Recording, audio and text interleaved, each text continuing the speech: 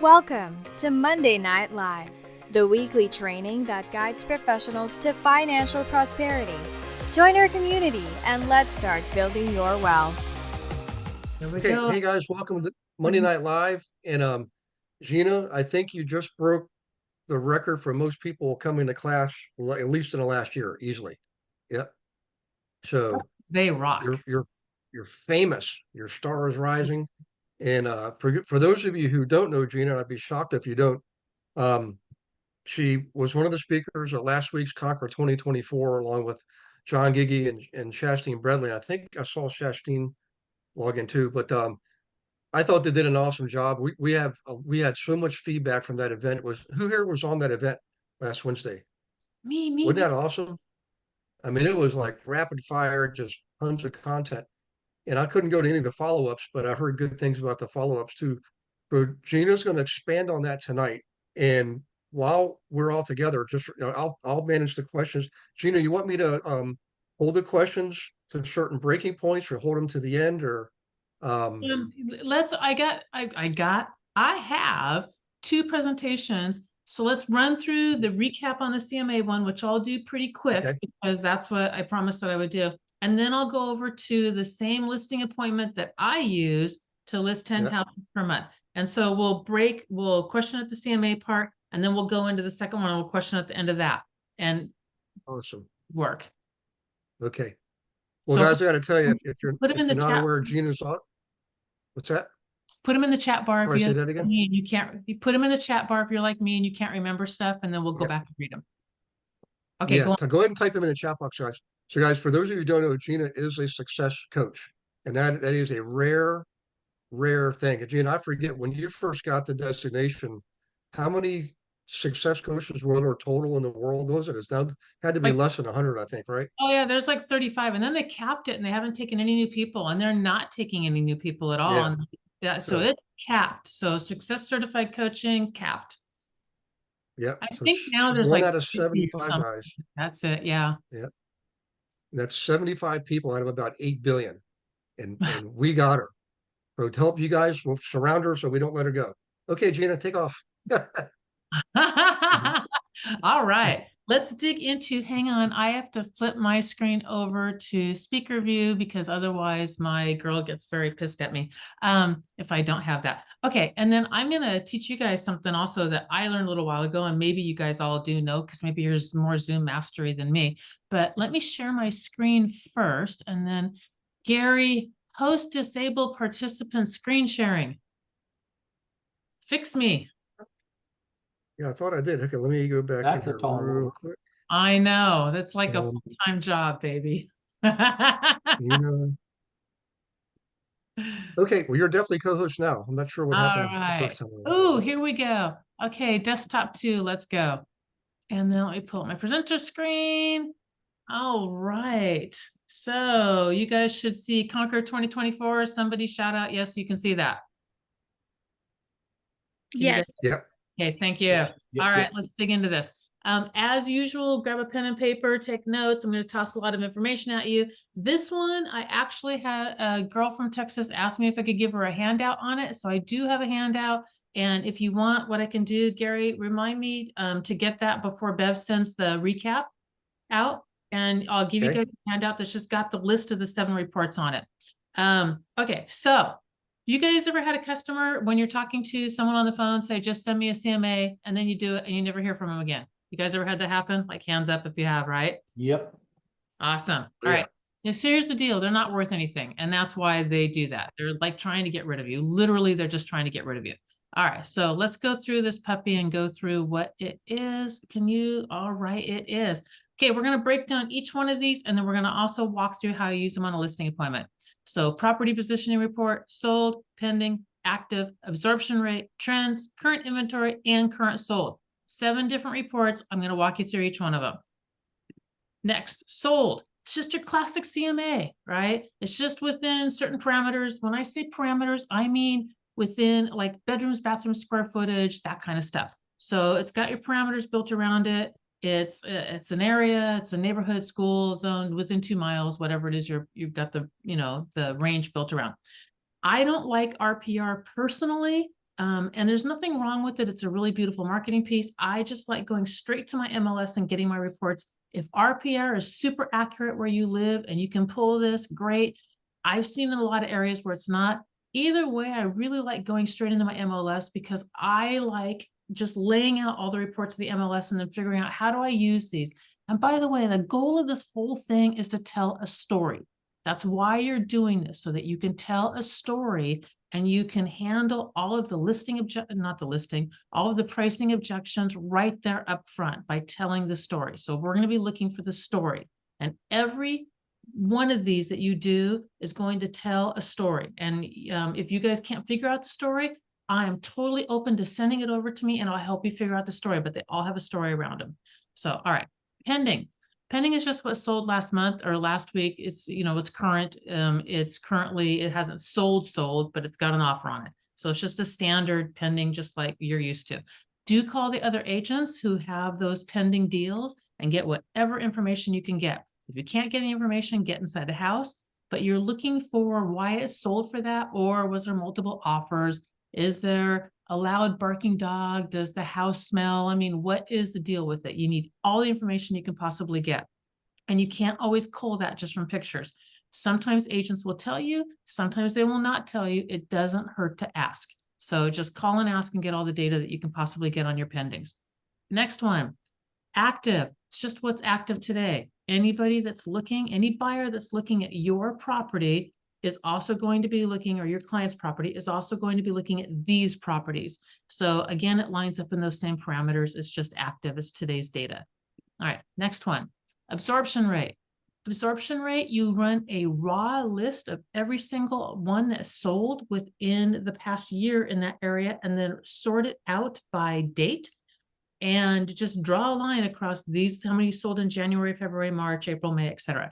So you're going to sort that out by date, and that will tell you how many houses sold last year, every single month. You can also use the same report to do Gary's booklet for flipping. And what you do then is you sort it out by address, and you're looking for the duplicate address that sold twice in fairly quick succession for two wildly different prices.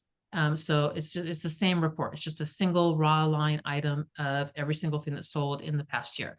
So that's absorption rate. Next one, trends. This is the one that's tricky. So we're going to dive into this one. It's actually 3 separate reports that you're going to compile together into one report. So this is what a trends report is.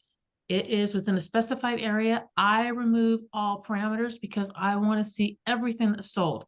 And then the most important part is that your dates don't overlap. So if I'm running a trends report in January, I might run October, November, and a December, or more realistically, because it's so late into the month, I'm probably going to run a report of everything that sold from 0 to 30 days, and then another one that sold 31 to 60, and another one that sold 61 to 90. It's 3 separate reports. Do not do this over here, 0 to 30, 0 to 60, 0 to 90. Do this where it's 3 separate reports where the dates don't overlap. So that's the most important part. Your dates can't overlap. If they do, you don't have the good data and you can't tell a story with it. So that's what a trends report is, 3 separate reports. You're going to put it together into something that looks like this so that you can actually analyze the data and take a look at what's going on. So you're looking at trending days on market, sales price, and sales price over list price ratio. Sometimes I will toss in there the price per square foot, but if I do, notice I dropped it down a section, because if you put it up on the top, it's too much information for people to absorb because it's now 4 lines of information. You need to keep it at 3 lines of information. So if trending price per square foot is showing some really cool stuff and you can ditch one of the other ones because you're having a harder time telling the story with that, then do that, but keep it at 3. If you do need to add in that 4th, drop it down. So separate it out so people can wrap their brains around what it is. In this particular trends report, the thing that I would be pointing out for this story, for this one, is that it's 37 days on market in December. It was 22. It was 13. Everybody that I coach and teach knows, and I've said it like a bunch of times, but I am going to repeat it. 14 days and below for days on market, fake number. It's not a real number. Oh, I said I'd teach you guys something cool. if you guys know, there's a bar in between where I'm speaking and where the screen is with what I'm seeing. You can actually take that bar and pull it over and shrink my screen a little bit and make my face bigger, or vice versa. So I don't know if you guys know that. I just found it out on Zoom. It's a cool tool depending upon what you want to see. So you can grab that center bar and move it over if you want to. It's sidebar out of that. All right. So trends on this one. I would be talking on this one about the 37 days, and I would, I'm sorry, 14 days and under. Anything that's 14 days and under is a fake number. And what I mean by that, I list the house on Friday, hot, stupid hot market. Everybody comes in on Saturday. I get my offers Saturday night and Sunday. I could probably go pending Sunday or Monday if I wanted to. So I could go pending in Friday, Saturday, Sunday, 3 days, maybe 4. I could go pending, but I purposely don't. I leave it up all the way through the following weekend. And so that means that I've got Friday to Friday, 7 days, and then Saturday, Sunday, 8, 9. So I leave it open for that extra weekend. And then my offers are due on Monday. That's my 10th day. And then, so I get 3 offers and negotiate them in on Monday, and I actually go pending on Tuesday. So that's my 12th day. But really, I could have gone pending in, well, when the market was really hot, I probably got a pending in 12 hours. But you guys know what I mean. 14 days and below, fake number. So this particular trends report, if I was just an agent looking at the last 30 days of what had sold and saw 37 days on market, I would go, oh my gosh, the market's stupid hot. I can price it at whatever I want to, because it's just going to, it'll rise up to that price if I'm a little overpriced. And if I'm too low, I'll get multiple offers and throw it up anyway. But if I have this report, I know that the market's actually starting to soften. And whether it's seasonal or not, I can't quite tell yet, but I can tell the market has softened. So I know that I need to price. And then if you look also on the trending sales price, I can tell from this that I need to price right dead on. And the list price over sales price ratio is what really tells me that story, because in October it was 109 and 13 days. So we're definitely in multiple offer situations, at least somewhere. And in November, it's 103, 22 days. So we probably still have some multiple offers going on, but not as many.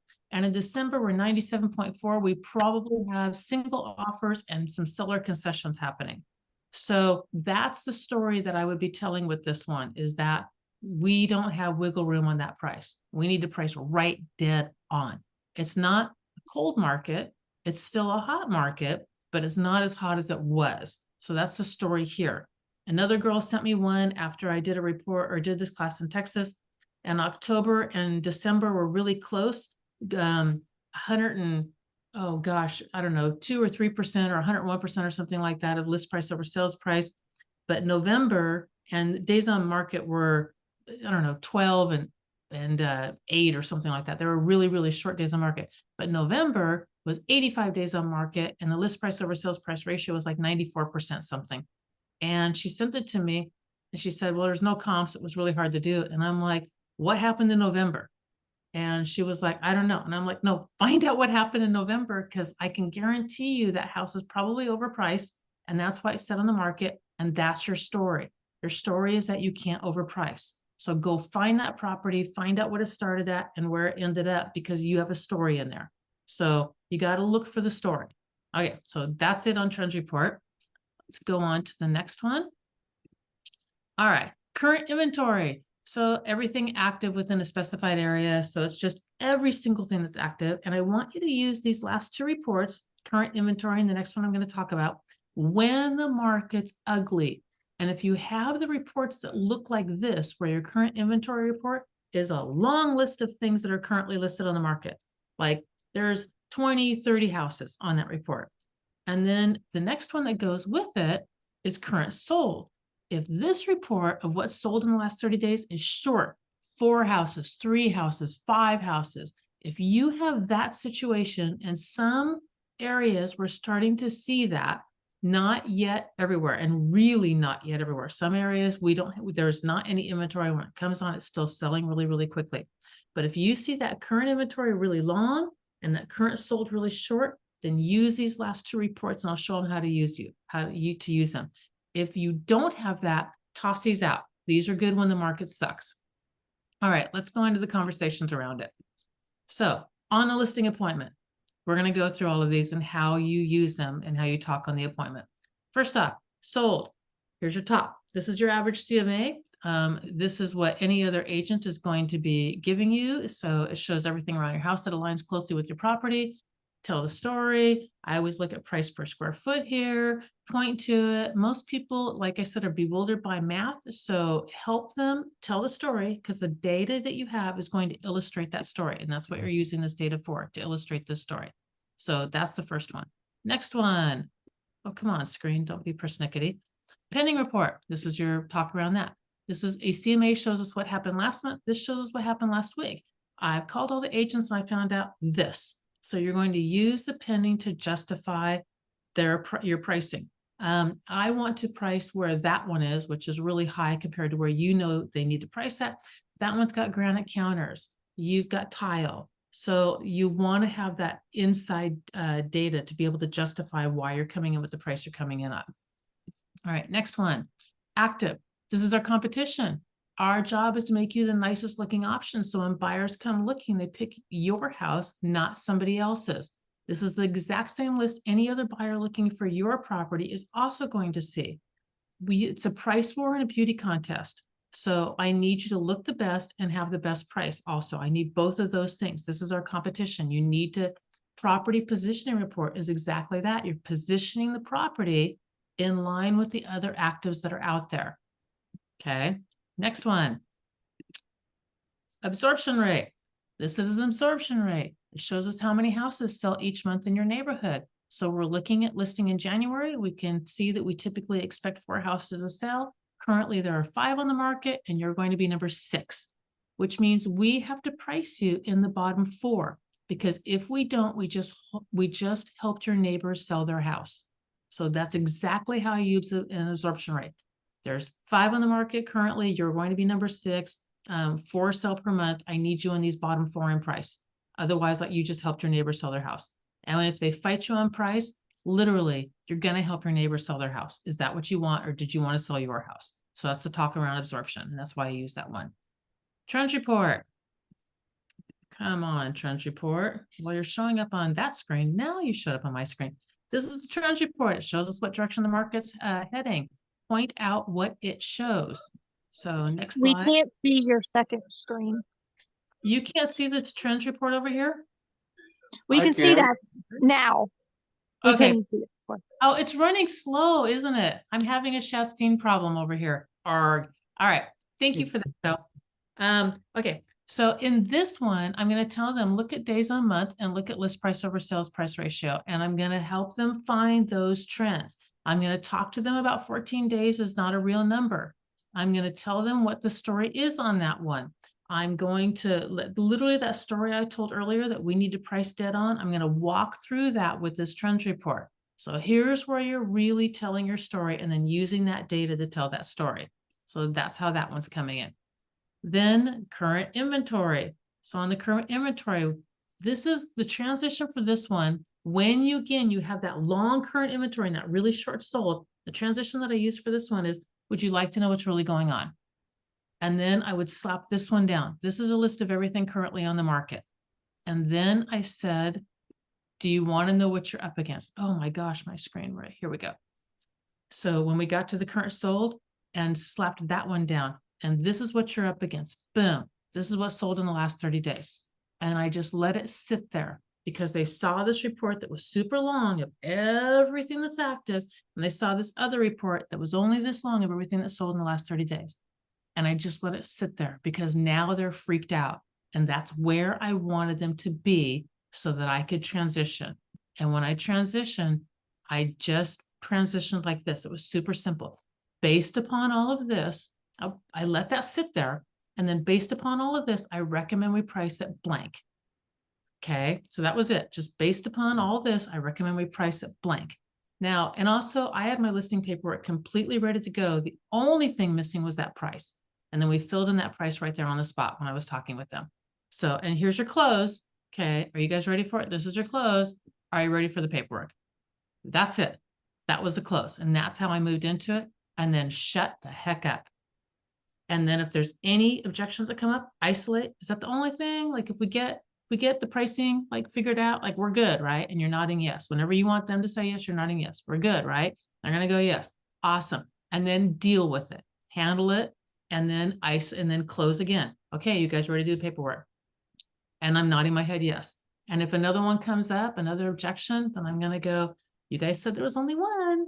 And, but again, I'm going to isolate it. Is that it? Because if that's it, like, you know, like, let's get it taken care of. Look, let's talk. And then let them, you know, say, yes, it is. Isolate and close again, and handle it and close. And you keep on doing that process. So that is a property positioning report. That's regular CMA, just like an average agent would give for the sold. Pending is last week's data. Active is the competition. The absorption rate, 4 sell per month. Currently there's 5. You're going to be number 6. You have to be listed or you're going to help your neighbor's house sell. So that's the conversation around that. The trends report on this one, the conversation is we need to be priced aggressively so that the market doesn't fall underneath us. We got to be dead on the price on that one. Number 6, that's what you're up against, current inventory. 7, and that is all that's sold, and you let that sit. So before I'm going to stop sharing my screen, and I'm going to break for questions because it also gives me the opportunity to get my other screen pulled up. So what do you guys want to know?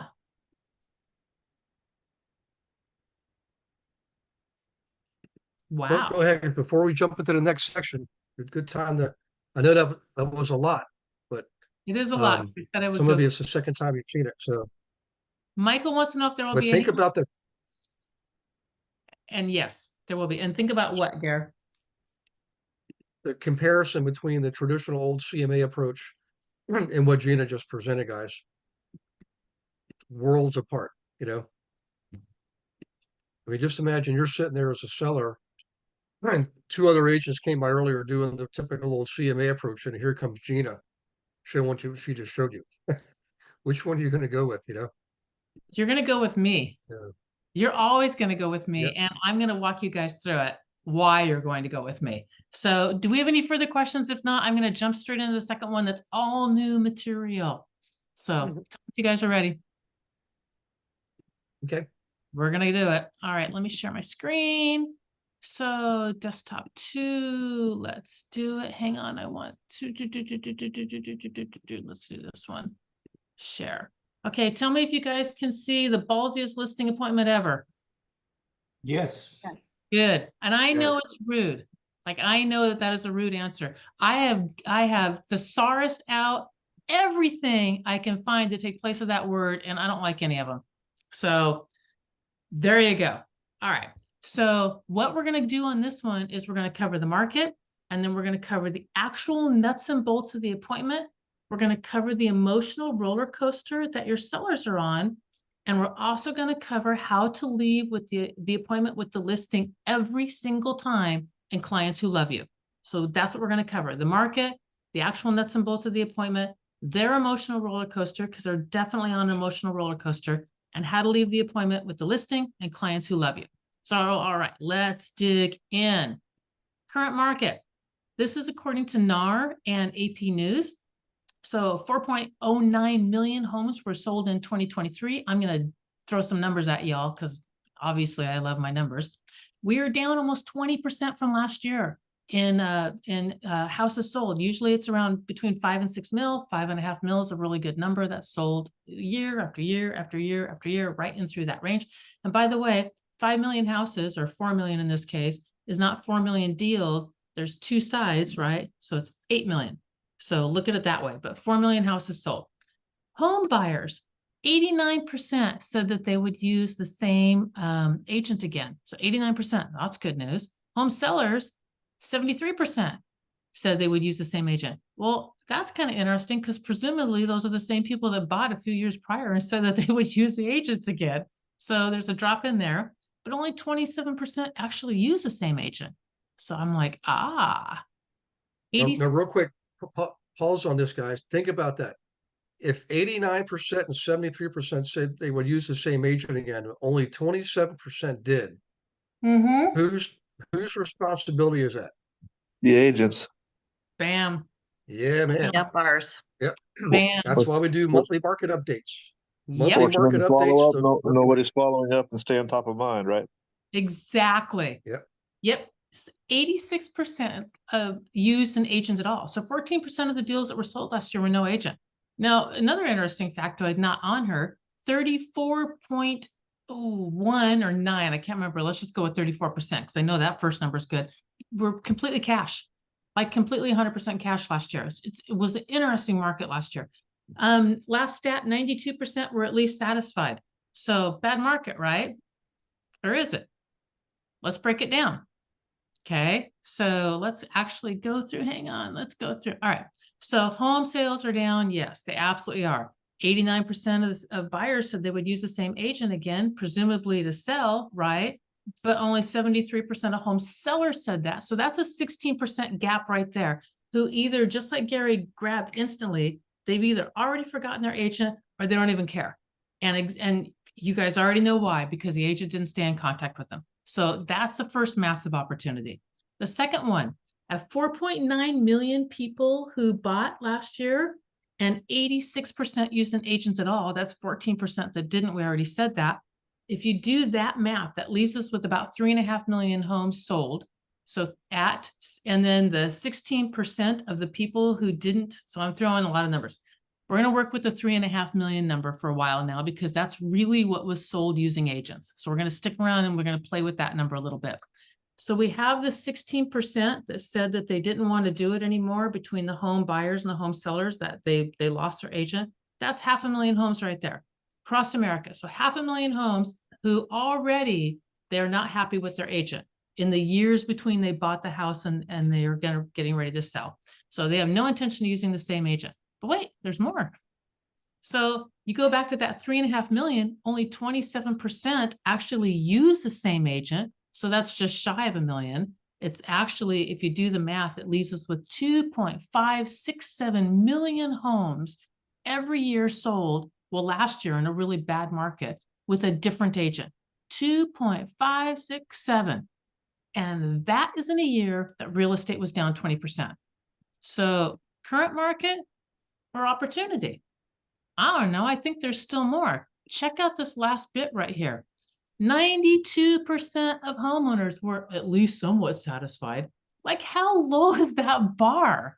You don't even have to limbo to go across that bar. You can like glide right over the top, because as far as I'm concerned, that bar's in a trench. So, and presumably at least some of these agents were somewhat experienced, right? And the best they get is, I guess he was okay. So again, I don't look at those stats and see a bad market. I see massive opportunity. And we haven't even talked about all the agents, and that's a whole different discussion, that are leaving the industry left and right. You factor that in, I think your potential is pretty much limitless. Basically, do your job, keep your promises, list homes, do for your clients what you said you were going to do. That's like a dang low bar, right? All right. Enough state of the market. Let's dig into the nuts and bolts of the appointment. I'm Gina Hansen, but you guys know that, so we're going to skip all that. All right. I'm Gina Hansen. There you go. Okay, before we dig in, I just have a really quick question, and I'm really curious, and by all means, like, unmute and shout this out. When you set the appointments, do you ask if they're interviewing other agents? So that's my first question. Like, does anyone ask if they're interviewing any other? Do you go first? Or do you go last? And there's no right or wrong. I'm just really curious. What do you guys do, first or last? Last. You're a last. Okay. What else we got out there? First and only. First and only. Ooh, was that PF? I got to go off recognizing your voice. You sound like PF. Yes. I love you. Okay. Love you too. Okay. Again, there's no right or wrong. So I'm going to walk you through what I did and why I did it, but there's no right or no wrong. And I've seen very successful agents use both techniques. So I'm just going to dig in. Okay. So first or last, I'm going to go through a couple more stats. 74% of home sellers only interviewed one agent. That's it. Just one. So all you got to do is show up and it's probably yours, right? 15% interviewed 2 agents. But you want to know what's even better stat? 0% of sellers interviewed other agents after me. I'm going first. I'm going first because I'm never going to let you get an appointment after me, ever. I'm going to make darn sure that you sign the paperwork, and I have done 18 million things to get that paperwork signed. I have actually called the agents that were supposed to be scheduled the following day, and I've notified them. I just wanted to let you know, Mr. and Mrs. Smith went under contract. I really wish you all the best in real estate in life. Bring us a buyer. I would love to work with you. I have made that phone call. I have left the paperwork signed and just left it with them and then gone and then picked it up the next morning because I couldn't get it signed any other way. So I've actually done, look, let's just do this. It's just going to make life a lot easier for you. Let's just go through everything so you understand what you're signing. You sign it. I'll leave it with you. I can't do anything. I can't, without having your copy, I can't do anything. This is why you bring paper and computer. Bring both. Okay. I have left the house with all of my stuff inside except for my phone so they could talk about it, and made phone calls and let them talk about it and then come back in and got it signed. So you're not going after me. You're not going. I'm going in first, and that's just what I'm going to do. So again, there's no right or wrong. Just I had a ballsy listing appointment, and that's one of the things that I did. And I did that on purpose. I went first. All right. So that's that part. All right. Let's dig into this. Okay. This will be the ballsiest listing appointment you're ever going to see. You've been warned. Ready. Here we go. Okay. Pre-appointment seller intake form. That is the form when they first make the initial phone call, or I make the initial phone call that I went through, you know, who else, the owners on the property, how many bedrooms, bathrooms, square footage, etc. So that's my seller intake form. Pre-listing packet. Pre-listing packet always went out. If there was enough time, I usually booked my appointments the following week, and I did it on purpose for two reasons. One, I only listed one day a week. I listed on Fridays. So my Friday was usually filled up by Wednesday, maybe, you know, Thursday the week before. And then that week I'm booking for the following Friday. So there was time to get a pre-listing packet. If there wasn't time to get it popped in the mail over to them, then I would get it couriered over. So pre-listing packet, my property positioning report's already done. My listing documents are complete and ready to go, including the commission filled in. Everything except the price. Like I said earlier, it's the only thing not filled in. Everything else is completely filled in. I drive the neighborhood, sign on the porch, key box on the door. The driving the neighborhood, sign on the porch, key box on the door, those happened there. So I got to the neighborhood 10, 15 minutes early, and I drove concentric circles around the property because I need to know, is there a freeway noise? Do I have to go through a bad neighborhood to get to a good neighborhood? Is there a barking dog? Is there a boarded up set of houses, you know, one block over or whatever? So I needed to know the neighborhood, and that's really, really, it's easier now with Google Street because you can walk it, but to really get a feel, I want to go drive it because I want to get a feel for what's going on. Okay, so driving the neighborhood and the sound of the porch and the key box on the door, those happened right there, but everything else before I ever knocked on the door, seller intake, pre-listing, property positioning report, listing documents, all complete, ready to go. All right, next. I don't care what you have to do to be there on time. Like I don't, and not early and not a minute late, on time, dead on time. I would kill myself to make sure that I got there on time. And it wasn't always easy because I had 4 listing appointments every Friday. And so I'm going from one to the other, to the other, to the other. So it was a lot of time to really managing my time to make sure I got there on time. Super important. Okay. And then I had the super key base in the bottom of my hand. So I'd slap the key on their doorknob, and then I had the key on my hand. And when I showed up, I did this. So I knocked, and then I took a step backwards, maybe 2, because I want to get out of their space. All right. Hey, my name's Gina Hansen with EXP. We had a 4 o'clock appointment, and looking at my watch with a big dramatic show of looking at my watch, it's 4 o'clock. Did you have a chance to get that key made? And they almost always said no, like almost always said no. And I have the key box in my hand. My sign's on the porch. I've just set it there. And my key box is on the door. And by the way, my trunk was loaded all the time with everything that I need to list. And when I was doing open houses, I had an open house box. So I had a box full of key boxes, and I had all my signs. I actually had towels in between each layer of the sign so that, because I drove a lot, and so I didn't want them rubbing and getting ruined. So my trunk always was full, always ready to list. Okay, so did you have a chance to get that extra key made? Almost always was no. I said, that's okay, don't worry about it. If they did, awesome, can you get it for me? And I popped it in and popped it on the door, right there. So right there at the door. All right, now let's check in on where they are. emotionally. We're going to do their emotional journey. They're completely neutral. You're at their house. So they're feeling pretty comfortable. This is my house. You're coming in my house. It's my territory. I hold all the cards. They don't know you, but it's their house. So I'm pretty comfortable, right? They haven't started their emotional journey yet. You might not be completely comfortable, but that's your emotional journey, not theirs. Okay. They're completely neutral. All right. Then when I got in, I said, can I please set my stuff down at the kitchen table? And they would say, well, do you want to look at the house first? No. Okay. Tell them no. Does anyone know why I would do that? Why I would say no? Does anyone have any ideas or any guesses? Not a clue. Ha! To take control. Bingo. You're Very gonna assumptive, Oh. yeah, assumptive that you're Want to gonna get their get the attention. Yep. You get your attention, you set yourself apart, and you're taking control. You do not want to look at your property. I can price your property really, really, really close by looking at your living room.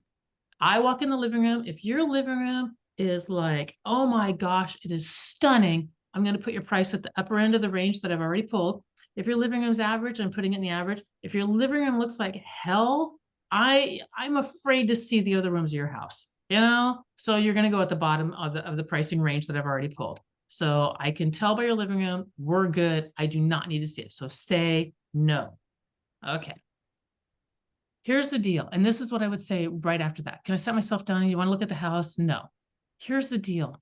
I don't know if you like me or not. And frankly, I don't know if I like you. I'm going to kind of like grit face a little bit on this, right? All right. Now, here's the thing. How many of you are uncomfortable with saying that? I don't know if I like you or not. Bingo. Good. How many of you think they would be uncomfortable with that? Bing, bing, bing, hands going up all over the place. Good. Mhm. You just made them nervous. Okay. That's where they should be. All right. You just made them nervous. Now ask this. Is it okay if we just sit down and ask you a few questions and we get to know each other? Okay. And the most sincere smile you can possibly muster here. They're not going to tell you no. They're not going to. They're going to tell you yes. Okay. And you can nod yes while you're doing it. So is it okay if I just sit down and ask you a few questions, get to know you first? Okay. And they're like, oh, okay, that makes sense. And it does make sense, right? Now, here's the thing with sitting. Do not sit at the head of the table. Don't do it. Also, don't sit in what is typically her chair. And that's the one that's by the kitchen on the side. So that one, that's the closest to the kitchen. That's usually where she will sit, or whoever's doing most of the cooking. He will usually sit at the head of the table. Get on the opposite side near the top. So it's the one time I actually will get myself like pinned in sometimes. It's the one time I will do that. I will never, ever, ever do it. If you're not comfortable with being in that, like the backside, maybe with your back up against the wall, I get it. Don't do it. But do not sit at the head of the table. If it's a round table, it's a round table. But if it's an oval table or a rectangle table, sit off to the side and not at the head of the table. You want to talk to them like this. You do not want to talk to them like this where you're doing this. You don't want that. So make sure you're not in that situation. Okay. The next thing you do is I took my business card and I slid it perfectly straight in front of them, not cockeyed, not just handed. I slid it perfectly straight so it was positioned directly in front of them, perfect and even with the edge of the table, you know, lined up with the edge of the table. If you treat your materials, I learned this when I was in California because business cards are handed like this with two hands. Business cards are not just handed. It's with two hands with respect. If you treat your material with respect, they will treat your material with respect. So the business card in front of each one of them. And then I got out a pad of paper and a pen. And then I made a big show and it looked just like this. Hang on, hang on, hang on. Hang on. Let me turn my phone off. Turned it up, put it face down. I left it on vibrate and now it's on like flashy thing. Leave it on whichever one of those you want. But every single time it goes off, silence your phone. Just reach over and silence it and then keep on going. You're actually showing them how to behave. And you're also setting up expectations for later. And I'll show you what I mean by that. So business cards, pad and paper and pen for you. Big show of turning off your phone. All right. Okay. This is my next thing I would ask. What freaks you out about this whole situation? And they would just look at me, right? because it's a weird question. So what freaks you out about this whole situation? There must be something. It must be something that makes you nervous. Okay. And I'm kind of nodding my head like, yes. And then they would say something, like one thing would come out, like, I don't want anybody in my house. I don't want to do any open houses or whatever it was. And I, at this point, am looking down and I'm writing. Okay. Da, da, da, da, da, da. And then I wait, because usually I just got one, and I would keep my head down for a second or two too long, like a beat or two too long. And then I would look up and I'm like, is there just one thing? Because if it is, it's going to be really easy. Big smile, right? And like curious kid eyes, like blink, blink, blink, right? And then more stuff will come out at that point, and then it will just spill out. And I just let them talk, because the rule is whoever does the most talking feels the most love for the other person. So if you've ever at a party and you really want people to love you, ask questions and shut up and let them talk. And at the end of that party, they're like, oh my God, you're my best friend. I've never met anybody that I know so well as you. And you've not said 2 words about yourself. Okay, let them talk. All right. All right. Now let's do an emotional check on the sellers at this point. They like you a lot. The more they talk, the more they like you. Okay. So just let them talk. And when they're done, when they're finally done, ask them, is that everything? You're nodding yes. Is that everything? And when they say yes, push your paperwork aside. Okay. Now, here comes the really tricky part. This part's really, really, really hard. I want you to really pay attention. Answer their concerns. That's it. If they don't talk about doing open houses, don't talk about doing open houses. If they don't talk about your advertising, don't talk about your advertising. They don't care. That's it. They only care about what's on this list. They don't care about anything else, except if they do, they'll ask the question. Okay. If they're not talking about commission, don't talk about commission. Don't worry about it. It's on the paperwork. You'll go over it when it's time to sign. Okay. So you just answer their questions. You've cleared the space. You've let them talk, and then they're done. You've cleared the space, and you're just answering questions in a conversation. Okay. And then when you're done, grab the pad of paper back up again when you're pretty sure you're done, and go back over it where, like, again, they can see you. This is showtime, where, hang on, boom, boom, boom, boom, boom, boom, boom. Yeah, we got it. All right. Then I pulled out my property positioning report. Do you want to know what's going on in the neighborhood? And you go through that entire report. Okay. So that's where that comes in, and that walks you all the way through. We just walked all the way through transition, close, and all that. Okay. I want to check in on their emotional journey. Where do you guys think it is? Because now we've done property position report. We've gone through pricing and all that kind of stuff. Do you guys think that their emotional journey is up now, or that it's down? Where do you guys think? Like, again, shout me out. Up, down. Where do you think they're emotionally? Up. Up. Okay. They're upbeat. Yep. I'm upbeat. Where anyone else got a different up or down? PF, you're my brave soul. I love you. I would think it would sort of be neutral at this point, because you've alleviated some of their fears. Okay. They're heading down. They're heading down because you're talking pricing, and they're uncomfortable. So you would think neutral and up because I'm upbeat, right? But and I let them talk and they like me, but then I took control of it back down again, and we went into pricing. And think about it. If someone comes into your price and you're like, inside, you're like, oh, but please let it be $450, please. And someone's coming on, they're like $4.25. I mean, you're just like, or even if it is $450, like, do you really think so? Like, you really think, I mean, it's just, they're coming down. All right.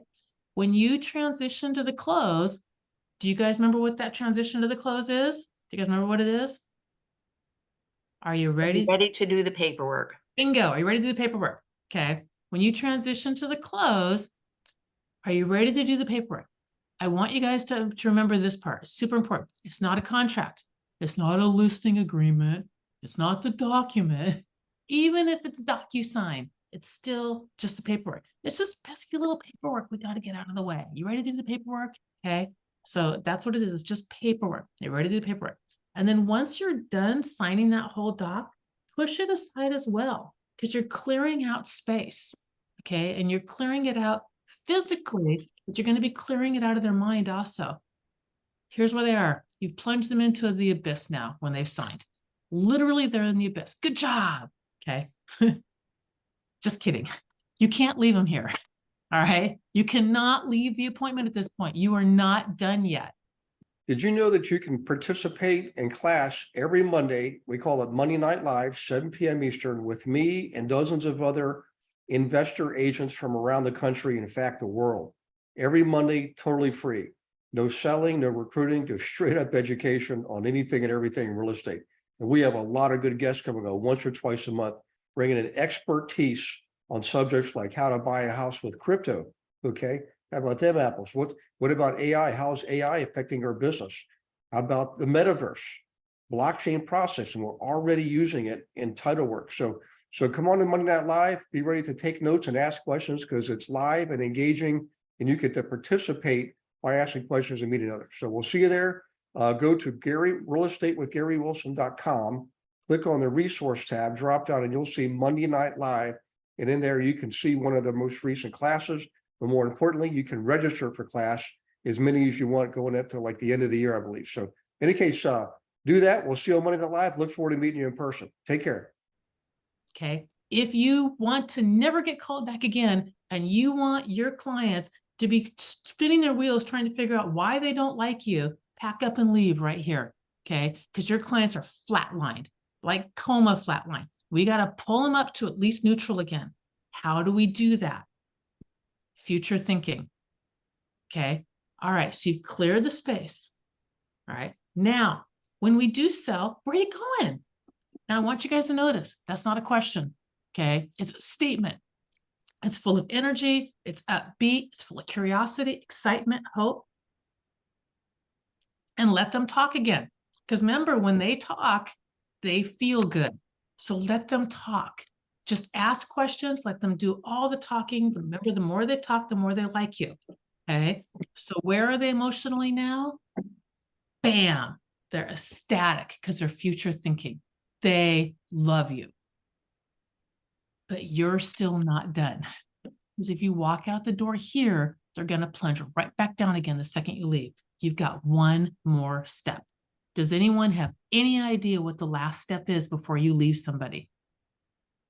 Or anyone want to make a guess at it? Ooh, tricky. Could be anything. Set your next appointment. Oh, that's very good, Kathy. You're like super close. You're in the right vein. Next steps. It's your Get the next pictures taken. There you go. Here's what's going to happen next. Now, my stager is going to call you within 40 to 48 hours or 72 hours or 24 or whatever it is, the stager is going to call. Or my photographer is going to call you within . And then you're going to set all of the expectations. Mine was this.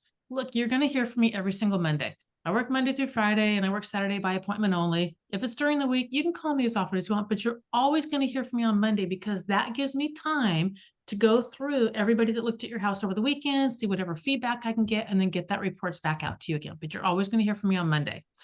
And then I would tell them, like, if it's during the week, call me as often as you want.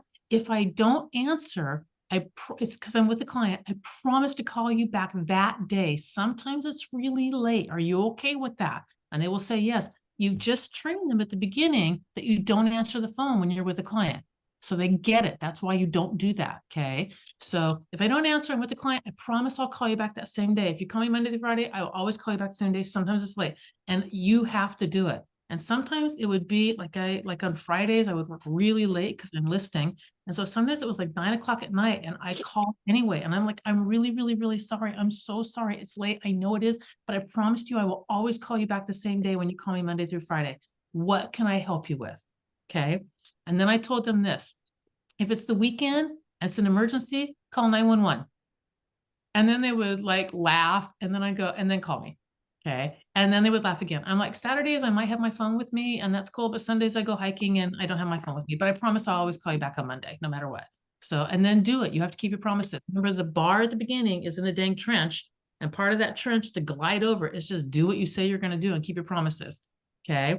So the next steps and expectations are what you have to leave them with. And that now has empowered them. And then when you leave, they will stay up there because empowered people know what their next steps are, and they feel good. So they had the power in the beginning when they opened up the door, right? And you have to take it away from them, because otherwise you're going to have a client that you're going to have to be, you're going to do that. You could have a client that you're doing this with the whole way. So you got to take it away from them, because you know better than anybody else how to get that house sold, way better than anybody else. So you got to take it away from them, but you can't leave them there. You have to give it back to them in this form where they're empowered. Okay. They know what to expect. They know what to do. They know, love, and trust you. Every single step you ever do with the client, never, ever, ever leave or get off the phone call without telling them the next step every single time. And that is how you get a happy client and a happy real estate agent. So that's the market, the nuts and bolts of listing, the emotional journey, and how to leave them happy. So here you go. Quiz time. Okay. How much opportunity do you guys have? This is where you guys just get to talk, because I like it. How much? Infinite. Infinite. Love it. Have your Unlimited. what? Yep. Have your what ready? Paperwork. Paperwork. Awesome. You can tell people who are on my morning calls. Let them Talk. Yes. Answer their Questions. Questions. Concerns. Bing them. Bingo. Leave them blank with future thinking. Power. Empowered. Powered, exactly. And empower them with the Next steps. next steps. There you go. There's the whole thing. All right. Let me see what else I got here. I got a true success wheel. Ooh, I wanted to talk about this. What time is it? Hang on 1 second. What do I got time-wise? You know what? We're dead on. I'm going to skip that. I'm going to stop sharing my screen. I'm going to tell you guys I am a coach. I love it. And if you have coaching questions or anything like that, you let me know. I also do group. And then I have, I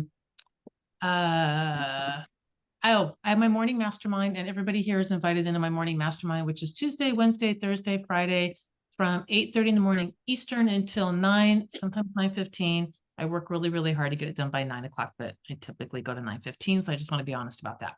But sometimes we actually finish at 9. So there you go. All right. I'm going to go through, let me see, listing questions. What do we got here? Do you have scripts for each of the 7 reports? You went really fast and feel like no scripts were given for the first 4. Do I have scripts? I have scripts on my entire website for everything you would ever want to know, to everything.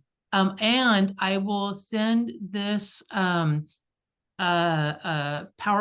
this thing. I'll dump it into a PDF, and I will send it with Bev. Let me get myself a note on a sticky so that Bev has the handout for the scripts all around the property positioning reports. And you guys have this, because this is all new material. And yes, I did go through it quickly because I really wanted to get done within 1 hour. So hang on. PDF to Bev. Wow, I need to make it so I can actually read my writing, and handout. Okay. She has it on our 90-day program. Thank you, Amanda. Rockstar points for you. Karen, it's her listing sign, home for SLE. It's her listing sign, home for Kathy. I'm not really sure what that is. Brought with you. Oh, my listing sign. Oh, my home for sale sign. Yeah, that was actually, I brought it on the listing and I set it on your front porch when I walked up.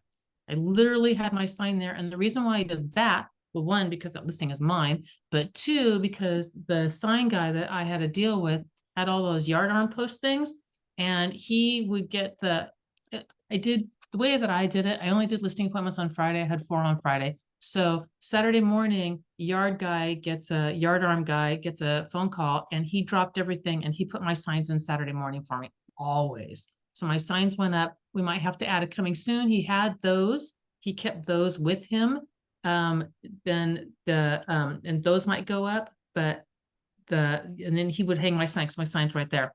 And then what I did, we did flyer boxes in our area outside. So I had another deal with the printing company who printed my stuff up, and they shipped directly to my sellers. So my sellers got shipped, and they were already told that they were to notify me when they got low. And then the printing company just automatically sent them another 100. And so we'd send them 100, and we'd, bulk out another 100. And then if they ran low again, we'd probably bulk out like 50 after that. So let me see. I noticed you're not utilizing email or DocuSign. I do not advise against either one of them. I absolutely did use you email. Wow. And then I use DocuSign also. What I do is there's a line of demarcation that back when I was listing heavily, that line was about 40 years old. And what I mean by that, 40, 45, if you were under the age of 45, everything was online. If you were above the age of 45, usually you were paper. As I've aged, that line has aged because I'm kind of the line of demarcation. So if you're 60 and above, you probably are paper, but you might not be. And if you're below, you're probably online, but you might not be. But I am always going to bring both copies. If anything goes haywire internet-wise or any other wise, then I want to make sure I've got that paper. And if I don't want to walk into something where somebody's really adverse to one or the other, because people can get really adverse to one or the other, I always want to have both. So I just would have both. And then as far as email, not only did I kind of love email. Well, no, I hate email now. Back then I loved email, but I did have people who didn't have email, which was like blew me away. So I actually had a cheap, like $40 fax machine in my car, and it worked like a library. Like if you were one of my listings, if I showed up and you're like, well, I'll do email, I was like, you just got a fax machine for the life of this listing. And they owned the fax machine, and then I had to keep track of where my fax machine happened to be. And so, because too many times I having to drive clear across stupid town to get someone's stupid piece of signed paperwork that they couldn't, and give them a piece of paper to sign it. Like, no, I did a fax machine, taught them how to use a really simple fax machine. They're super, super cheap. What's the link for the mastermind? Oh, that's a good one. So hang on, I will have to get you that. Can you drop the link in for your morning calls? Yes, I can. So I'm going to just open up to questions while I dink around and find my link. And that would actually have been good to have that one prepared ahead of time, huh? So, all right. What else you guys want to know since I threw so much at you so fast? There's a new question from Tracy out there Yes. on the chat box. Yeah. Okay, so I'm not looking at it, but hang on one second. Let me get this link. No, it's okay. Let me get back into Zoom and, and then I'll get the link pulled up here for you all, dropped in chat box. And then let's get a new Kathy. Kathy is, so if you guys haven't like dealt a lot with Kathy is, here's the numbers that go into. Kathy is like team mom, and she will just make sure everybody's always protected and taken care of and listened to and loved and all that good stuff. Like, she's just amazing. Okay. If you only take listings on Friday and someone's interviewing other interviews, do you still wait until Friday? Yeah, I did. And I tried to get them to stick just with me, but I did not budge from listing on Fridays or going on Friday appointments only. Originally, I had a schedule that was like a daily schedule, and I was looking for how to get time back in my world. And I was really like, I was trying to carve out anything I could anywhere. And so what I did was I shifted my schedule to a weekly schedule. So my schedule was Mondays. I just did follow up on listings, and that got to be the entire day because at the peak I had 85 active listings. That's a lot of follow up. And so I used everything from, I had automated reports that went out to the people that I knew I could get away with texting, I texted. The ones that I knew were going to be phone calling people, I would phone call. Once in a while, I would slide dial if I had to get those done, because I can drop a really fast message and not talk to anybody. But I kept my promise, and that's a full day. That's a full day. Usually you're just leaving a short little message. Hey, Gina, you had 3 showings. I don't have an update on it. The kind of a thing. So, and then Tuesday, Wednesday, Thursday, I did lead generating in the morning, and then I did whatever I, wanted to work on business-wise for the rest of the day on that one, classes or whatever else needed, had to go on. And then Friday was dedicated to only listing appointments. I had my trunk set up. I had the listing packets completely ready to go, minus the property positioning report, which was slid in. I had the pre-listing packets completely ready to go, minus I did a little yellow sticky on it, which said, can't wait to see you, Friday at 2 or whatever, Gina. And that went in to it. And then that got mailed out. And that was it. I just listed on Fridays, and that got me enough time to be able to, I had a rock star admin, y'all. I mean, she was really, really, really amazing. And I had 5 buyers agents, and they did only buyers. I only did listings. I could have handled up to about 100 listings active. They're short sales, so they're not, I mean, 10 are rolling off a month, but it's not like 100 are selling every month. It's just 10 selling every month. But I knew I couldn't go further than that. And I knew I was going to have to hire somebody. And then I got the job to be a team leader and start the office where Gary came to, that office out in Virginia. So that's why I shifted over to that weekly schedule to buy as much time as I possibly could. I only have to look really pretty one day a week. So there you go. What else? Nice. Yeah, thank you. So Kathy's, yeah, if you guys want to, if you do have referrals in Central Virginia, Kathy's a place to go. And I know Brittany Taylor, I just sent you a text earlier. So there might be an outlet there for you. But Brittany, give me a call tomorrow. Let's see, tomorrow shouldn't be as busy as today. No, tomorrow's pretty busy. Just give me a call though. Okay. We can go over a few things. So in any case, well, that was pretty awesome, Gina. Thank That was a you. lot of content packed in there. So you guys want to give her a pat on the back or a hand wave or Thank yeah. you. she'll Thank you. she'll work for coffee, guys. She'll work for coffee. Or tea at this point, but yeah. Yeah, I do love me some coffee. A round of applause. Yay! I'm just happy Hey, because Julie Colley's on. Hey, Julie. yeah, no, Julie's from my Virginia office too. Way back when. Yeah. Oh my gosh. Oh, Hello. Gary, Hey, Gina. what? Guess who just had a birthday? Oh, who? Julie? Yeah. Oh, congratulations. She's finally. Yes. That's pretty much 29. it. Yeah. So a friend that turned 30 way back when, and I got her a cake. No, she turned 29. She legit turned 29, and I got her a cake at work. Got her a cake. We had like maybe, I don't know, 100 people. I got her a cake that said 29 again, question mark, haha, or something like that. Only it really was the first time she turned 29. And everybody was like, I know you were 30. She's so pissed off at me, man. It was it's a really good one though. But anyway, Gary on the Wednesday thing said, we always go over, and I'm like, we're not going over when I talk. I mean, we are now to answer your questions, but we're getting done, by golly. So I really wanted to go through that listing presentation and plus get that thing honed out, because that's part of, I'm going up to Cleveland. I don't know when, but we're going to do a day-long thing on listing, pre-listing packets, buyer consultations, close client contact care, all of it. Just all of it's getting packaged into a full day thing. So if you're up in the Cleveland, Ohio area, or even anywhere around there, they don't have a date yet. We're in the planning stages of that, but we're getting that one put together. So when you do get that scheduled, Gina, let me know, because if I know ahead of time, I can schedule to be up in Pittsburgh. It's like a 2-hour drive, Oh, so I don't mind coming and lending support and, I would love that. That would be really fun. Can we do more of these? Thank you. Great information. Yeah, we can. Here's the deal. So what I'm doing is wait, what about me? What I'm doing is I'm putting together these different modules that are complete standalone modules. I'm using the broker staterooms to hone them down, although you guys got this first before it's gone to any of the broker staterooms, but Wyoming and Texas, I know want it. I know the other ones will too. They're already, like, I have carte blanche now for everybody I've trained in.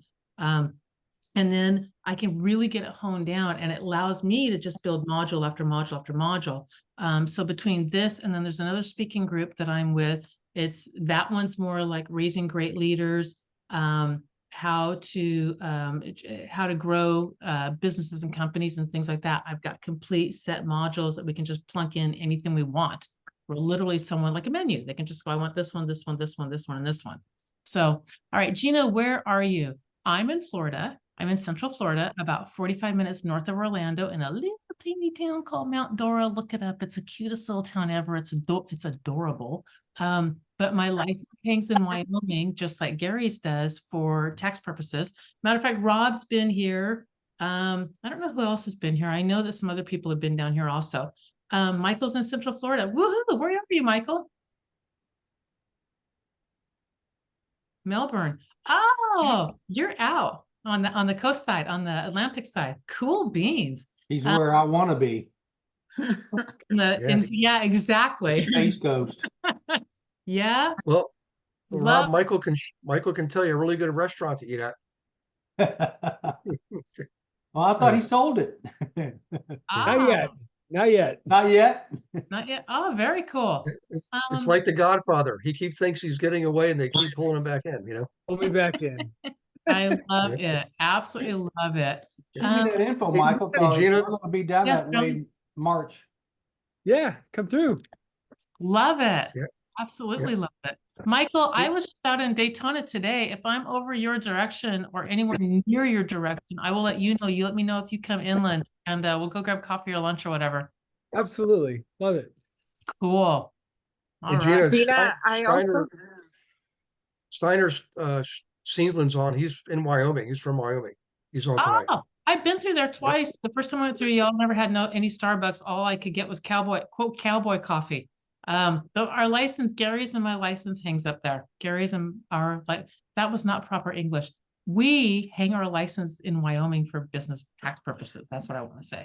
But technically, that's where we, but cool. Don't listen to Gina. She'll be selling in San Francisco. Craig, we're still talking about lead generation tomorrow.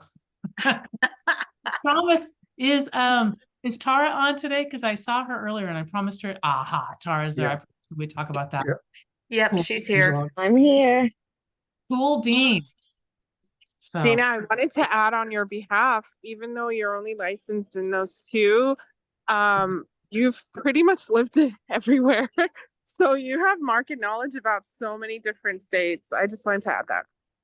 I agree. I first met Gina in Virginia, and then she moved to California and was there for a while, and now she's in Florida.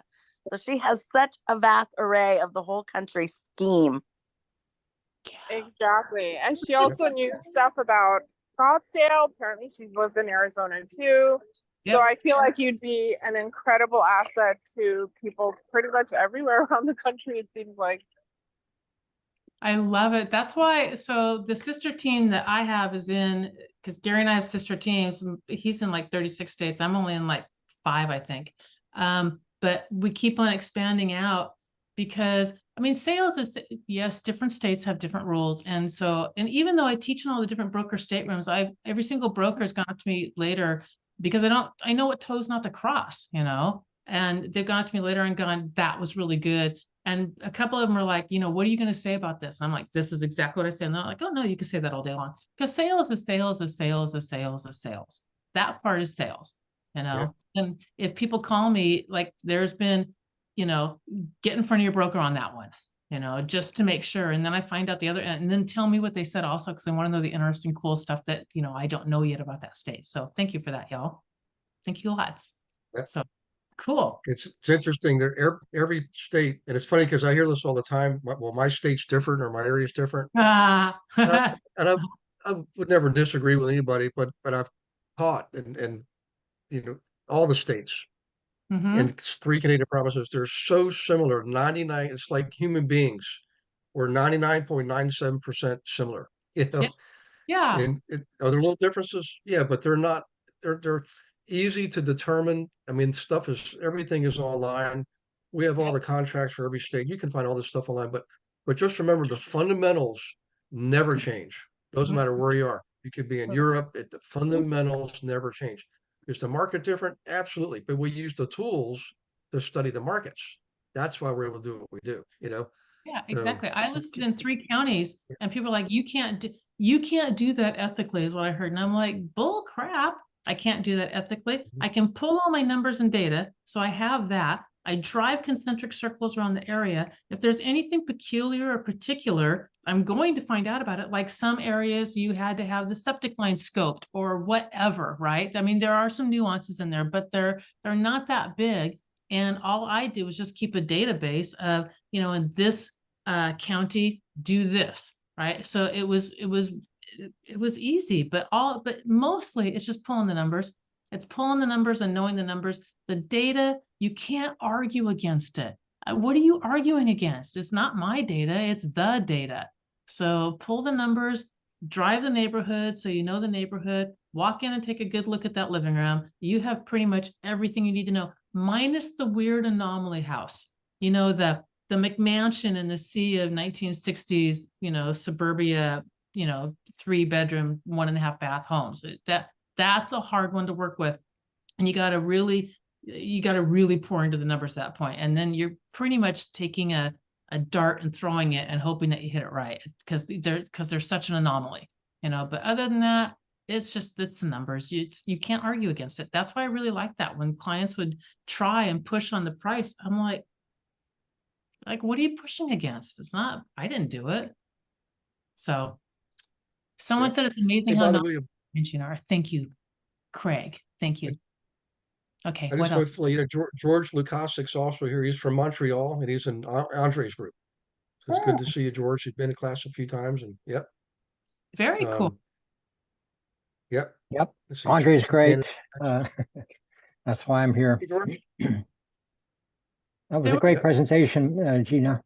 Thank you. Thank you very much. I really appreciate it.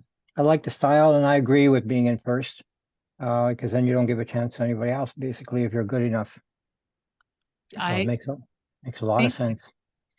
Thank you. I always thought so too. I did not want to come in last. I really didn't. And I did ask. I asked who else they were interviewing, and, you know, are you interviewing others? Can I ask who? Because I will come in armed with data, and here's the other data that I'll do. I'll pull everything on that agent. I can guarantee you beat that agent somewhere. And if you don't have any numbers, the team beats it. And here's where you're going to beat it, because you can play the numbers. Remember, I told you I have a mentor group that she was my. Oh, go ahead. Okay. Okay. So you can beat the numbers on one of two things. You will either beat it in list price to sales price ratio. So, because you're coming in dead on your price. So that's a really easy one to see. You can beat it at price per square foot, list price over sales price ratio, one of those, or your actual, your days on market. Look for those numbers in particular, but figure out where you beat that person. So I was always only up against two people. One of them, he ended up getting, they took his license away. He could never sell real estate again in Washington State, ever. He's crooked as all get out. But I knew how he worked. And so I would tell people, this is how this is going to happen. And then I had the proof because I had the data. And then the other one did overpriced listing. So she did what's called buy your listing. So she would say, your house will sell for 300 and I can get you 300. And knowing darn good and well that house is not going to sell for more than 250. And then, 90 days in, she'd be like, well, we probably should drop it. And she would inch it down as much as she could get you down until eventually your house sold for 2.25, because now it's stale. People don't know what's wrong with it. And it's a huge disservice to your client. But I knew what she did and I had her numbers. And so when I was up against that person, I don't ever argue and don't throw anybody underneath the bus that's illegal or anything like that. And I'm not going to ever talk bad anyway. So all I did was I said, oh, that person's a really good agent. Their list price to sales price ratio is 92.5 or whatever it happened to be, right? And clients have no clue what that even means, right? They're like, oh, and then I go, yeah, mine's 97.8. And you just let it sit there. And that's all I had to do was to go. So when you will find yourself going up against one or two other agents on a continual basis. Go find out their numbers. Update yourself monthly on what their numbers are and look for where you beat them. And like I said, I'm never going to talk bad. I'm never going to go, that person's crap, listen to what they do, blah, blah, because that's just it's not appropriate. It's just not. But I sure can say that's a great agent. This is what they do. That's what I do. And then shut up. And then take their listing. And then sell their house. Because here's the thing. Here's two things. If you tell me you have to sell, I'm going to dig in to your motivation. I'm really going to dig into that motivation. Why do you have to sell? Tell me what that means. Why is that important to you? Why do you need to do that? I want to know, and when I get down to the gut punch of, if I don't sell, I'm going to accept this other job over here. I'm commuting an hour and 30 minutes, an hour 45, 2 hours for it. I can't do it. I got 2 kids. I'm not doing it. I want something like that. I want to dig into why are you selling? Not just, we want a bigger backyard. Why? Why do you want a bigger, tell me what that is. Well, I want my kids to play in the backyard. Tell me about that. And I will just keep on asking questions, like really curious and everything, until I find out that when they were kids, they didn't have a backyard and they had to play on the street, and that's not going to happen to their kid, at all. So I want to go for something like that. I want to dig down into that. So now I know why you need to sell. Once I know that, and I know that it's a gut punch, I can push you and push you and push you because I know this, and I can't push you unless I know this. So I will dig into your motivation, because then I'm going to push really, really, really hard. And I started that because I found out that I wasn't pushing people, and I would just accept because it's hard sometimes. And they're like, we give up, like, we don't want to go any further. And I'd be like, okay. And then I started digging into motivation, which meant longer appointment up front. And when they're like, we're going to give up, I'd go, you told me you wanted this. You told me you played in the street when you were a kid. You don't want your kid playing in the street. Like, I'm not giving up on you. Like, you were not giving up. And I wouldn't let them give up. I mean, it's not to say I wouldn't let someone, like, life change. That's completely different. This is just, I'm discouraged right now. And so I pushed through it. I just pushed. And I can do that if I know your motivation, but I can't do it otherwise. So that's another thing. And I also know, that's the first thing I know. The second thing I know, I will do a better job than anybody else out there. Now, I'm not saying that's not the same thing for you guys, because it is. And here's why. Do I have all the answers? No. Can I find them? Yes. Will I care about you? Yes. Will I push you when you're down because you said you wanted to do it and I took the time to find out your motivation? Yes. Will I get your house sold? Yes. I will. I absolutely will. And I know I will put your fiduciary responsibility above mine. Ethically, I will do that all day long. So that's how come I could push so hard. Okay, Anna, you've got a hand up, darling. Yes, love. My question is, so we're trying to discern the motivation, which of course makes sense. Now, in this day and age, we're looking at, I think the statistic was that 90% of homeowners today, or was it 90 or 80 some percent, I can't remember, have an interest rate of below 4%. Now, a lot of the conversations I'm running into these days, it's like, I don't have to sell. I just want to see what I can possibly get for it.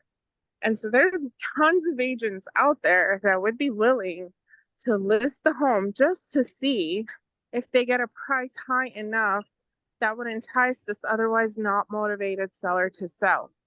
Now, at the same time, they said, I think it was at EXPCon, they had mentioned something about don't look for sellers that want to sell. Look for sellers in 2024 that need to sell. So how would you reconcile the two together? One, in getting listings that you could sell, but likely not at the price points that the homeowners are expecting, but at the same time, sort of not having that leverage to sort of play with having the backing of their motivation, if that makes sense. Yep, it totally does. So my rule for me personally is I'm not going to take an overpriced listing. I'm just not going to do it. So we have to come in at the price of the thing that I know it's going to sell at. Now, I'm not going to come in under. I'm not going to be like, I mean, unless you need a fire sale for some reason. But if I think your house can sell for $350, we're going to list at $350. I'm not going to list at $325 unless there's, like I said, there's some huge, I need to fire sale this thing or whatever. I'm also not going to play the game of list it severely under to drive up the price with multiple offers. I really don't like it. It also creates a mess. I'd have agents in my office bragging that I had 100 offers. I'm like, yeah. And your poor client's got to sort through 100 offers because you purposely underdid that to get the bidding war in there. Like, just price it where you should be pricing it at. So that being said, I did take one overpriced listing and I took it. Now, this isn't to say when I first came out of the gate, I did not take overpriced listings because I wasn't good at what I was doing. And I did. But once I realized how flippin' hard it was to get them down to where they needed to be, I'm like, no more. So I took one, but we had a long conversation over your house will not sell for this. It's not going to. And he was like, I don't care because in 3 months, my cousin's moving up here and I'll just rent it out to my cousin if it doesn't sell. But if I can get the price, I can get the price. I'm like, it's not going to sell. And he's like, but will you do it anyway? And the only reason I did it is 2 reasons. One, I said, I'm not spending a dime on marketing for you because it's not going to sell. Like it's not going to sell. But it was a road that went perfectly straight and did this one house jog. And he was right there, which means my sign was right there. And I'm like, I will pick up a ton of buyers off of your property. And he's like, I don't care. You can have every buyer you want out of it. I was like, all right, fine by me. We'll do 3 months. It's not going to sell. It didn't sell. I didn't spend a dime. I did put my sign in the yard and I picked up a ton of buyers, a ton of buyers. So in that case, yes, I did. But other than that, I'm not doing it. If you have to be motivated enough to come in at the price. And if you can't come in at the price, I'm not interested. And I don't worry about it because I have 3 more appointments that day. And I set 4 appointments every Friday. I only listed 10 houses a month. Now, part of that is because I got no-showed on occasion, which by the way, would frost my butt big time, man. So, I mean, really pissed me off. But once in a while, you're really not motivated. You have no interest in coming down. And now I have 5 pricing objections in my back pocket that I will pull out and I will hammer you down. But if you have no motivation, there's nothing really to hammer on. You know what I mean? You're like, no, if you're going to dig in your heels and I'm only going to go at 500, that's it. And I don't really care if it sells and you're doing the bravado blustery thing on top of it. I'm like, I have no interest in that. I really don't. If I can't get you, and I'm a strong personality, I will push and push and push. But if I can't get you there and you won't come in at it, I'm not doing it. I'm just going to flat out tell you no. I remember one time I had this guy, I'm like, look, we're going to list you at, I don't know, name a number, 275 or something like that. I'm like, but the offer that's going to come in is going to be I don't know, whatever I put down. And what I used to do, file folder, on the inside of the file folder, or make a note wherever you keep your notes, I wrote their motivation and I wrote the price that I thought it would sell at. I wrote both of those on the inside of the folder the day I met them, right? So that if anything ever happened and they lost their motivation, I would just pull the file folder, I'd open it up, there's their motivation, and that's what I would hammer with, okay? And then the price, I had written down the exact, and I go off price per square foot. So I wrote exactly what it was in there with. And he thought he'd get an offer because it's short sale land, nothing selling. He thought he'd get an offer in 3 or 4 months. We got an offer in like 3 weeks, which was really good back then because stuff was really sitting a long time. We got an offer for exactly the dollar amount that I'd put in there based upon price per square footage. And it was a weird number. And so I brought the offer and I was like, dude, check this out. And I got the best referrals from him. He was just like, they had to live in a hotel because they were buying a new build. I mean, so even though I had to live in a hotel for like 6 months, I still got the best referrals. She's like, she sold my house in 3 weeks, exact price she said she would. So it's fun. It's a lot of fun. All right. Kay, what do you got?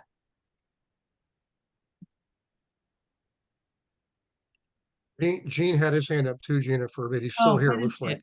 Gene, let's go with Gene while Kay's trying to unmute or whatever. Yeah, I'm unmuted. Go ahead. Okay. Well, there you go. You got a hand up, darling. Me or Gene? I don't care. You can Hey, dudes, Kay, you put your hand up. It was by mistake. Do you want to use a computer? It was by mistake. It's all good. Okay, my question is, how do you handle people that say, well, what about Orchard? You know, they'll give me a cut, you know, when they resell my house, and some of these, you know, Open Door, Orchard, some of those kind of buyers. How do you address it if they bring that up? I love that. So we had Redfin and we had that. And then we also had reload companies, and we also had a $500 list to sell something or another, whatever it was. We had that also. So again, I knew my numbers and I would go off of what their sales records are versus my record. And I can beat a Redfin all day long, especially that business model all day. That's an easy business model for me to beat. So I'm going to look at for the weak spots are in their business, and then I'm going to capitalize on that. And I'm going to use everything from when I was a single agent. I would say, you don't want to go with a team. You never know who you're talking to. Why would you go with a team? That's crazy. You call me, you list with me, it's me, we da-da-da-da-da. When I had a team, I'm like, you don't want to go with a single agent. Why would you do that? The lead agent's always too busy. They can't do anything because they're running like a chicken with their head cut off. You have me devoted. You always have someone answers the phone. So I just played whatever end. And it was true. You know, both of those things are true. So I worked it. If someone with the other one, I'm going to look at their numbers because usually their numbers aren't that good. Their stats are not that good, especially their price per square foot. So I'm going to go there after their stats. If it's a Redfin type of a situation, I went off of that. I said, can I explain to you how Redfin works? And they would go, well, yeah. I'm like, it's an employee. So like they get like, 35, 40K a year or whatever. They're an employee. I get a little teeny tiny percentage off everything they sell. Right. And they were like, okay. I'm like, so if they don't sell very much, or let's say they sell a ton, let's say they sell a ton of houses at their little 0.25% or 1% or whatever it is that they're making. How long do you think they're going to stay there? And they would go, well, not very. I said, if they could make, healthy 6 figures, or they could make, 5, how long do you think they're going to stay there? And they were like, well, not very long. I said, what if they don't sell very well at all? How long do you think they're going to stay there? And they were like, probably forever. I go, bingo. That's what you're stuck with.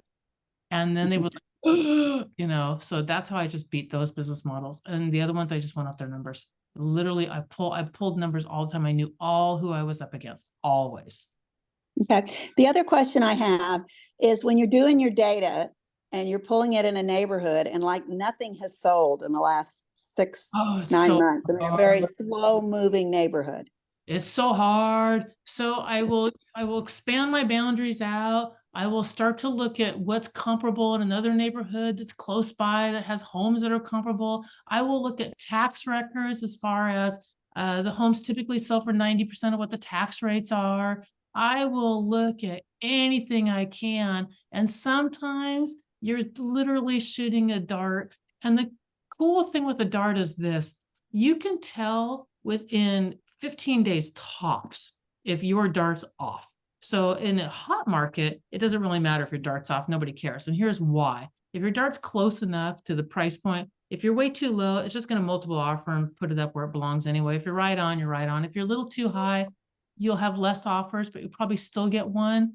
But if you have 15 days, hang on, I got to get this straight in my head again. It's been a while. 15 days, no showings, or 10 showings, no offer, you're overpriced. Either one of those scenarios. So if we don't have any movement on a house in 15 days, even in that, the 15 days, that's even in a bad market. It's still, you will still get your offer in. And if you don't have or a showing or something, if you have zero activity, you're out of the ballpark. So if I'm throwing a dart trying to guess, I'm going to monitor that house really closely to see what's going on and what is it that I have to do. Because price drives everything. Everybody's online. They set up parameters of price points. I want to see everything from 4 to 450, from 2 to 2.25, or whatever the price parameters are. And that's how they start. Everybody, okay, 97% or something like that, start their searches online with price parameters. So price will fix everything. So Gene, what else you got? I hope that was it. I hope I got you. Gene, what do you got? He said it was an error, a mistake. Oh, gosh. Yeah. You bamboozled us. Okay. Okay. Yeah. Does anyone else have anything else? Going once, Yes. going twice. So Gina, look at the clock. See how easy that happens? I know, but the presentation itself was done. I'll stay for questions. No, this was awesome. I mean, this is one of the best classes Gina? we've had. Yeah, sure. Dorothy? Sorry, Gary. Where do you get the data for the agents? Well, hang on. I have agents going their own MLSs. Is that what you're asking for? What are you asking me? You said that other agents. Yeah. Oh, I just go straight in the MLS. I would go up in the MLS. I will find the agent. So what I had to do in my MLS is I had to find their little number, whatever that particular MLS system assigns. And then I would run a report on that particular agent. And so that's what I did. I would pull like that. A report on the MLS? MLS. Report. Yep. So so this is really good. So here's what I did originally. There's your question up there, Dorothy. I just saw it. So I went in my MLS, and this is what I've done everywhere I've had MLS, is I'll go into the MLS and they have like a whole list. Here's the 30 reports that you can pull from our MLS. And I pulled every single report. I printed every single one off, one copy of it. I just set up an area, like, pick a county, zip code, whatever. I pulled every single report you could possibly pull. And then I labeled it whatever they call the report, because sometimes it doesn't print on the report that we call this report an XYZ, it doesn't matter. So I put their label on it so I could go back and go find said report. And then I just laid them all out and I looked at them. And I'm like, how can I use this? How can I use it? How can I put things together and make things work for the story that I want to tell? And that's how I started this whole thing way back when. And I'm still like to take, like Gary and I were talking one time and I was saying, hey, Gary, are you watching Gary probably, you might remember this. Are you watching the bank foreclosures off of the bank rate thing that we have? And Gary's like, yeah, that's coming up. And I'm like, yeah, it's so cool because we can tell what those houses are. And Gary's like, no, you can't. I'm like, yeah, you can. And he's like, no, you can't. And I'm like, yeah, you can. And he goes, no, when you go to that bank tracker thing, he goes, it doesn't have addresses in there. And I'm like, no, but Really Flow does. And you can sort it by the owner's name and you can search by the banks. And he was like, you can. I'm like, bingo. I love looking at numbers and reports and putting it together and analyzing data and then figuring out how to go. It's all in an effort to go get business and get more business and rock out everything I possibly can. I want to know my stuff. So that's what I did. I went to the MLS and I just pulled it. I found their number. And once I found their number, I found the reports that I could pull off of based upon that. Play around in there. There's some cool stuff in there. Yeah. Thank you. You're welcome. And then if you can't figure it out, contact your MLS. Hey, I'm looking for, use yourself. I use myself all the time. I'm looking for how I run my report on me. And once I know how to run my report on me, I can run my report on anybody. And then, there you go. Yep. So run your reports on yourself. So know yours. And then also when you take a listing, set yourself up as if you were a buyer in that neighborhood so that you get the hot sheets that come to you if there's a price reduction or adjustment that lines up exactly with your property, your client's property. So just as if you were a buyer, and that way you'll get in your inbox every morning if there's a new listing or a price adjustment or, pending or anything like that. It's the easiest way to stay on top of the market is just to set yourself up for a buyer as a buyer wherever all your listings are, and then undo it after the listing sells. Got it. Thanks. You're welcome. That was a good question. They're all good questions. That was a really good one though. Case was good too. I like that. Good. Anybody else have anything?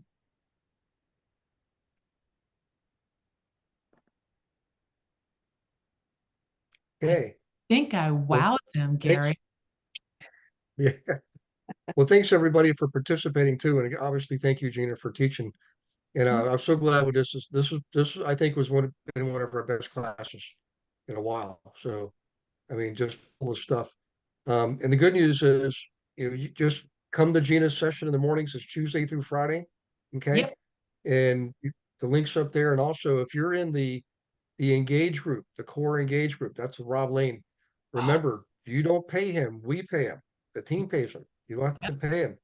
So I'd highly encourage you to do your one-on-ones with him. He's there to help the newer agents get through the first 3 transactions. So between Gina and Rob and I, we pretty much got you covered.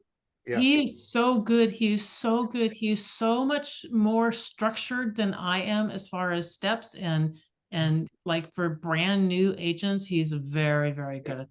So do plug into him and lean into him. He's good. Yeah. Plus, he's my friend, and he comes down here to Florida and visits me, and we all go to dinner together. Yeah, that's right.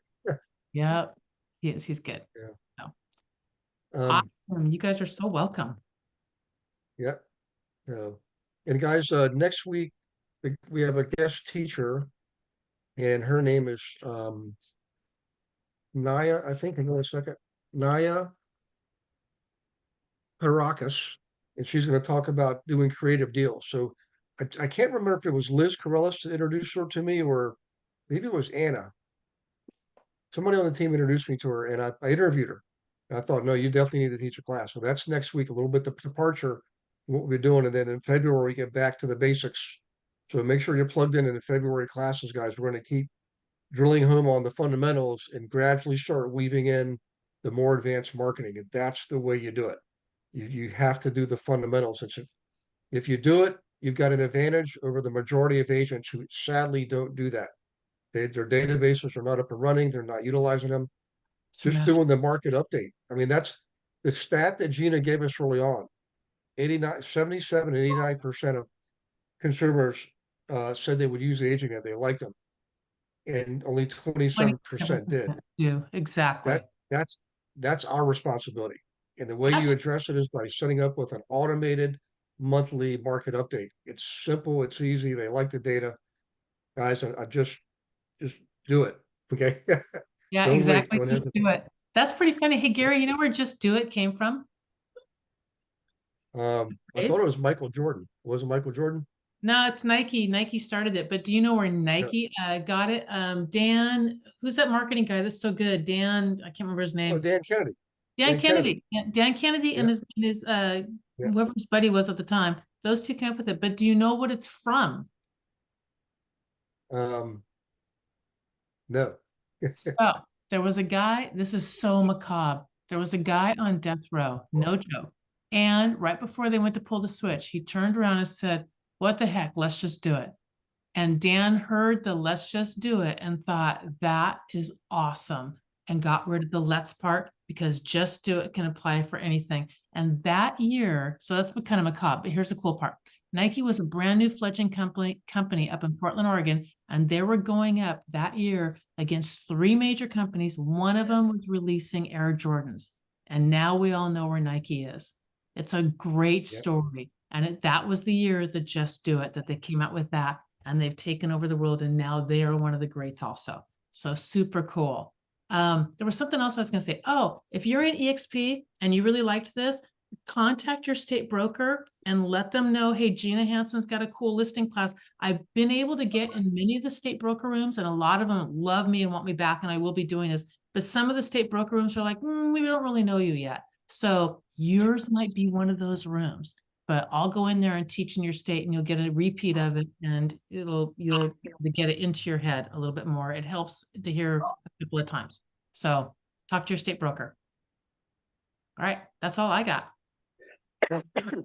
Thanks, Gina. Thank you. Yeah. Thank you guys too, all the participants.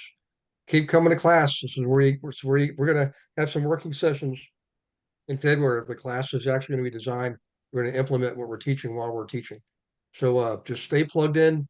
We're going to get some points on the board. Okay. Okay. Cool. Love it. All right. Good night, everyone. Good God bless you night. and your family. Thank you. See you next month. Good night, y'all. Bye. Thank you. You're welcome. Bye-bye. Thank you for watching this episode of Monday Night Live. Be sure to subscribe to our channel and go to realestatewithgarywilson.com to join our community and start building wealth today.